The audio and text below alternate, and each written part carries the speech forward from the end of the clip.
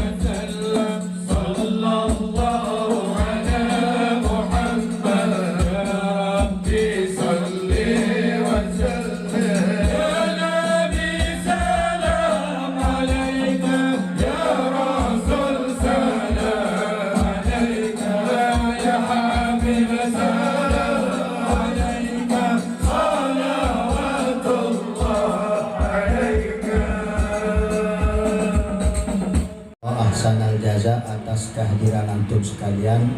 Mudah-mudahan antum senantiasa sehat walafiat, semuanya dijauhkan dari segala macam musibah dan semua yang tidak kita inginkan. Mudah-mudahan keluarga antum juga semuanya sehat walafiat, senantiasa dalam penjagaan Allah Subhanahu wa taala. Mudah-mudahan para habaib semuanya tanpa terkecuali, mudah-mudahan senantiasa sehat walafiat, panjang umur dalam ibadah kepada Allah Subhanahu wa taala. Alhamdulillah, kita lanjutkan kajian kitab Mafahim Yajib an Tusahhah, yaitu pemikiran yang harus diluruskan, yang disusun oleh Profesor Dr. As-Sayyid Al-Allamah Al-Muhaddis Al-Musnid Sayyid Muhammad bin Alwi Al-Maliki. Mudah-mudahan kita semua mendapatkan kemanfaatan dan keberkahan dari beliau dan dari karangannya dan dari guru-gurunya dan dari guru kita semua. Amin Allahumma amin. Kita akan lanjutkan kajian kitab ini, yaitu judulnya atau bab Al-Wasitatus Syirkiyah, perantaraan yang syirik.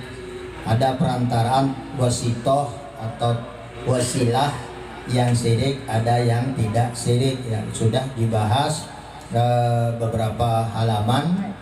Kita akan lanjutkan.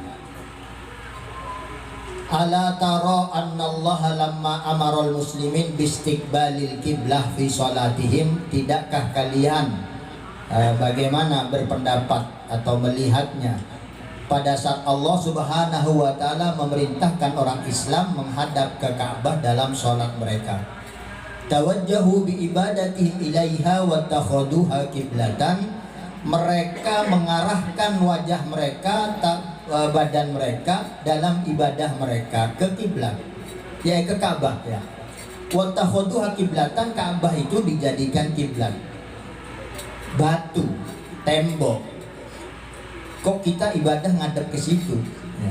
Tapi itu memang atas perintah Allah. Kenapa kita harus menghadap ke tembok, ke batu? Walaisatil ibadah laha, tapi ketahuilah, sesungguhnya ibadahnya kita, penyembahan kita bukan kepada temboknya, bukan kepada bangunannya. Wa takbil hajar, contoh yang lain, takbil hajar aswad, mencium batu hitam, maksudnya hajar aswad ya. Hajar aswad itu dulunya batu dari sorga. Malaikat Jibril membawa 2 bongkah batu, warnanya putih mengkilap dari sorga. Satu dijadikan hajar aswad di pojok Ka'bah, satu dijadikan pijakannya Nabi Ibrahim saat membangun Ka'bah. Itu yang kemudian dikenal dengan Maqam Ibrahim, tempat berdirinya Nabi Ibrahim, yang sekarang dikurung emas, sangkar emas itu di dalamnya adalah batu yang dari sorga yang diinjak Nabi Ibrahim saat bangun. Itu otomatis kapan Nabi Ibrahim mau bergerak, batu itu bergerak jalan, mau naik mau turun. Yang satu di Ka'bah sekarang hitam, tapi kata para ulama termasuk Sayyid Muhammad Alwi Al-Maliki dalam kitabnya, hitam itu karena terlalu banyak orang menciumnya, dosanya orang itu kesedot batu itu sehingga lapisan luarnya menjadi hitam, lapisan dalamnya tetap putih. Nah, kita sekarang bagaimana tentang wasitoh, perantaraan kita dalam keibadahan?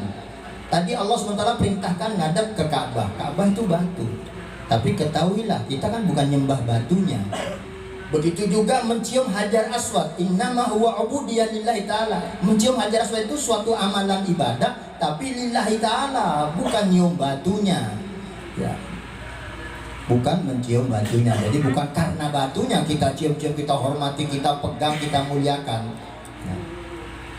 Waqtidak bin Nabi sallallahu alaihi wasallam, dan karena mengikuti Nabi Muhammad sallallahu alaihi wasallam. Ya, sebagaimana pernah terjadi itu, Sayyidina Umar mengatakan, "Hai batu, coba Rasulullah tidak mencium kamu, saya tidak menciumnya." Ditegur oleh Sayyidina Ali, "Jangan begitu, ini syariat. Syariat tetap harus kita ikutin." Akhirnya Sayyidina Umar minta maaf ya. Ya, sebetulnya bukan Sayyidina Umar menghina ritual mencium menyentuh hajar aswad. Maksudnya, batu engkau mulia karena memang karena syariat sudah sunnah, Nabi menyentuh, Nabi mencium, maka semua umat akan menciumnya. Itu karena mengikuti Nabi Muhammad SAW. Walau anna hadan minal muslimin nawal ibadah lahuma lakana musyrikan ka'ubaditil awsan. Andai kata seseorang dari umat Islam itu berniat memang beribadahnya, menyembahnya kepada batu Ka'bahnya, bangunannya, atau mencium ke Hajar Aswadnya itu, ya maka itu musyrik, seperti penyembah berhala. Jadi diniatnya, sehingga orang-orang di luar ahlu sunnah, ya bukan di luar ahlu sunnah ya, karena mereka juga mengaku ahlu sunnah, ziarah bid'ah, zirik umpamanya ya, berarti kan itu punya prasangka jelek. Orang ke kuburan dianggap menyembah kuburannya, itu prasangka jelek. Kalau kita prasangka baik, ya gak jadi masalah. Orang Nabi juga ziarah kubur kok. Nabi menziarahi kuburan syuhada Uhud dan Badar ya setiap awal tahun itu. Jadi menghauli dengan cara berziarah ke makam syuhada Badar dan syuhada Uhud. Jadi nggak apa-apa, bahkan Nabi memerintahkan ziarah. Tapi kalau memang mencium Hajar Aswadnya atau sholat menghadap kiblat itu niatnya memang menyembahnya, ya musyrik. Fal wasitatu labudda minha wa hiya laysat syirkan. Maka perantara itu memang harus ya. Di dalam ayat kan juga ada perintah wa tahu ilahil wasilah ya. Cari wasilah, perantara, mendekatkan diri kepada Allah Subhanahu wa taala. Wahia laisat syirkan, itu bukan syirik. Jadi kalau hanya perantara ya bukan syirik. Wa laisa kullu man ittakhadha bainahu wa bainallahu wasita yu'tabar musyrikan, dan tidaklah setiap orang yang menjadikan sesuatu antara dia dan antara Allah sebagai perantara yu'tabaru dianggap musyrikan, orang musyrik. Jadi tidak boleh kita menganggap musyrik pada orang yang membuat atau melakukan wasitoh, perantaraan untuk mendekatkan diri kepada Allah. Wa illa lakana al-bashar kullu musyrikin billah. Kalau enggak, kalau dianggap semua yang menggunakan perantara musyrik, maka semua manusia kulluhum musyrikin billah, menyekutukan Allah. Lianna umurahum jami'an tambani alal wasitoh, karena semua urusan-urusan mereka dalam kehidupan pasti berdasarkan perantaraan. Ya. Fan Nabi SAW talaqal Quran biwasitati Jibril. Nabi Muhammad SAW menerima Al-Quran dengan perantara Jibril. Fa Jibril wasitah lin Nabi SAW, maka Jibril sebagai wasitah bagi Nabi untuk mendapatkan kalamnya Allah. Wa huwa sallallahu alaihi wasallam al-wasitah utma li sahabat radhiyallahu ta'ala. Begitu juga kemudian Rasulullah SAW menjadi wasitah perantara bagi para sahabat-sahabat Nabi radhiyallahu anhum. Dari mana sahabat? Dari Rasul. Enggak langsung dari Allah, jadi melalui perantara. Faqad kanu yafza'una ilahi fi syada'id fayashkauna ilahi halahum. Maka mereka semua menumpukan kepada beliau dalam masalah syada'id. Kalau dapat bencana musibah, mereka mengeluhkan kondisinya kepada beliau. Beliau datang, mereka para sahabat datang ke Nabi kalau ada musibah, ada masalah, menyampaikannya. Wa yatawassaluna bihi ilallah, dan mereka bertawassul dengan beliau kepada Allah. Wa yatlubuna min du'a, minta doa. Semuanya kan perantara. Fama kana yaqulu lahum asyraktum wa kafartum, maka tidak bisa dikatakan kepada mereka kalian telah syirik, kalian telah kufur. Ya enggak bisa. Fa innahu la yajuzu saqwa ilayya wa la talab minni. Karena beliau tidak mengatakan kalian telah syirik, kalian kufur, gak boleh mengeluhkan kepadaku, gak boleh minta atau doa atau melalui perantaranku, gak boleh. Bal alaikum an tadhabu wa tad'u wa tas'alu bi anfusikum, tetapi kalian harus pergi dan berdoa dan memohon dengan diri kalian sendiri. Fa innallaha aqrab ilaikum minni, karena sesungguhnya Allah lebih dekat kepada kalian daripada aku. Lah, tidak. Maksudnya Nabi tidak begitu. Andai kata itu salah, Nabi pasti berkata begitu, kalian jangan datang kepadaku, Allah lebih dekat kok daripada kalian. Sudah kalian ngomong-ngomong dalam diri kalian sendiri, sudah akhirat tak guys, ngomong sudah dalam hati. Allah maha tahu, Allah maha dekat, Allah maha dengar, Allah maha alim, Allah maha khabir, Allah maha sami. Sudah, tidak usah ngomong ke saya. Itu kalau andai kata memang salah, berperantara, bertawassul itu salah, Nabi pasti mengatakan begitu. Tapi tidak. Bal yakifu yas'al ma'annahum ya'lamun kullul ilm annal mu'tiyah haqiqatan huwallah. Tapi beliau tetap diam, membiarkannya, dan beliau memohon, padahal mereka semua tahu, dengan sesungguh-sungguhnya tahu annal mu'tiyah, bahwa zat yang memberi hakikatan secara hakikat huwallahu, yaitu Allah. Wa annal mani yang mencegah, wal basit yang memberi, wal razik yang memberi rizki, wal basit yang melapangkan, semuanya huwallahu, yaitu Allah. Semua tahu begitu. Sahabat Nabi semua tahu bahwa yang memberi dan yang menghalangi, yang mencegah, yang berizki semua Allah. Wa annahu sallallahu alaihi wasallam yu'ti bi'illah wa fadli, dan sesungguhnya Nabi Muhammad sallallahu alaihi wasallam memberikan suatu pemberian bi'idnillah, dengan izin Allah, wa fadlihi, dan anugerah Allah. Sebagaimana yang dalam ayat Al-Kursi kan gitu, illa bi'idnihi, kecuali dengan izin Allah. Memang tidak bisa melakukan segala macam, memberi manfaat tidak bisa, membantu tidak bisa, illa bi'idnihi, kecuali dengan izin Allah. Kalau Allah berikan izin kepada para nabinya, para auliyanya, maka bisa kita manfaatkan. Wa huwa alladhi yaqul, dan beliaulah yang bersabda, innama ana qasim wallahu yu'ti, sesungguhnya sayalah yang membagi-bagi dan Allah lah yang memberi. Jadi sebetulnya dari Allah, cuman yang membagi melalui Nabi Muhammad sallallahu alaihi wasallam. Begitu juga kemudian dilanjutkan oleh para auliyanya. Wa bidzalika yadhar annahu yajuzu wasfu ayyi basharin adiyan bi annahu farrajal qurba wa qadal hajj. Dengan semua itu maka nampaklah bahwasanya yajuzu, boleh, wasfu mensifati ayyi basharin, manusia yang mana saja, adiyan yang biasa, manusia biasa, gak harus nabi, gak harus wali, boleh. Boleh bagaimana? Bi annahu farrajal qurbah, bahwa dia telah memberikan menyelesaikan kesumpekannya, keruwetannya, memberikan solusi permasalahannya. Wa qadal hajat, telah mengkabulkan hajatnya, menyelesaikan keperluannya. Boleh. Si fulan telah membantu, dengan berkah si fulan saya lancar, saya sukses, saya lulus, saya selamat, saya dibantu, saya boleh saja. Fakaifa aikana wasitofima, yaitu perantara. Jadi bukan hakikat, perantaraan. Sebetulnya berperantara si fulan saya begini, perantara bantuan si fulan saya begini. Kalau enggak nanti orang berobat syirik ya. Lu kok ke dokter, kalau dokter sehat syirik itu. Oh, yang menyembuhkan Allah. Nah, itu kan hakikat yang menyembuhkan Allah, tapi kita melalui perantara. Fa kaifa bisayyidil karim wan nabil adil. Orang biasa saja boleh kita katakan dia telah membantu, apalagi dengan sayyidil karim wan nabil adil, Tuhan yang sangat agung, Nabi yang sangat mulia, asrafil kaunain, paling mulianya di alam, di dua alam ya, alam dunia dan alam akhirat, sayyidi thaqalain, pimpinan manusia dan jin, wa afdali khalqillah alal itlaq, paling afdalnya makhluk Allah secara mutlak. Alam yakulun, kalau ke orang biasa saja bisa, apalagi ke beliau yang sifat-sifatnya sudah disebutkan.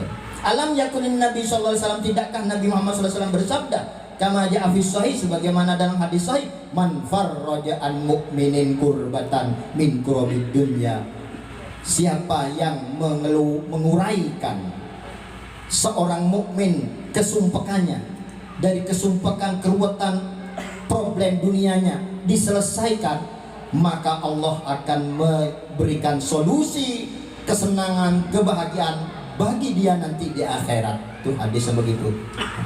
Nah, jelas hadis ini hadis sahih. Fal mu'min mufarrijul kurubat. Maka di sini ada orang mukmin yang bisa menyelesaikan permasalahan, membuka kesumpekan, keruwetan permasalahan. Nah, ini hadis sahih. Loh, kalau orang lain saja punya sifat itu, apalagi Nabi. Nah, jadi dengan dasar hadis ini maka boleh kita bertawassul, berwasitoh dengan siapapun. Alam yakul sallallahu alaihi wasallam, man qadala fi hajah kuntu waqifan inda mizani, tidakkah Nabi pernah bersabda, siapa yang mengabulkan hajatnya orang lain, saudaranya, temannya, diselesaikan hajatnya, dipenuhi kebutuhannya, maka saya nanti yang akan berdiri di saat dia ditimbang oleh Allah. Wa fa in rajaha wa illa safatulahu. Kalau banyak amal baiknya dia dilanjut, kalau banyak dosanya saya akan memberikan syafaat. Fal mukmin qadin bil hajat. Di sini juga man qada itu orang mukmin. Dan orang mukmin saja bisa menyelesaikan, dianggap mengqada hajatnya orang lain. apalagi ya itu. Jadi Nabi Muhammad SAW nanti yang akan memberikan syafaat di timbangannya saat manusia diadili di hadapan Allah Subhanahu wa ta'ala. Kita lanjutkan sedikit ini. Alam yakul fi sahih, tidakkah Nabi bersabda dalam hadis sahih, man satara musliman al hadis dan seterusnya, siapa yang menutupi aibnya seorang muslim, yang memberikan pakaian seorang muslim, yang memberikan makan seorang muslim, yang memberikan minum seorang muslim, nanti di akhirat Allah tutup aibnya.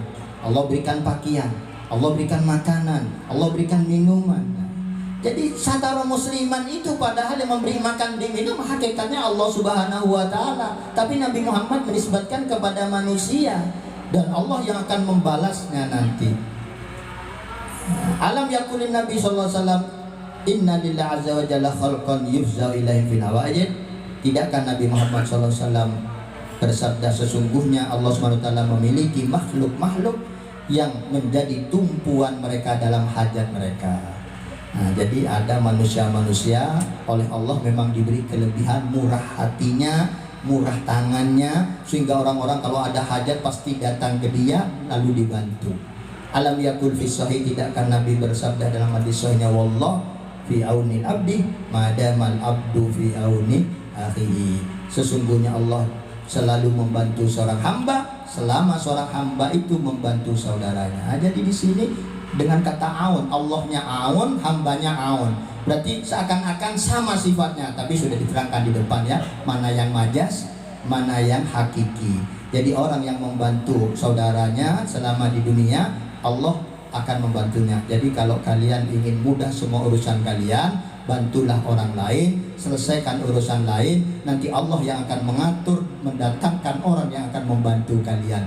Karena ini janji dari hadis sahih, Allah akan membantu seseorang selama orang itu membantu saudaranya.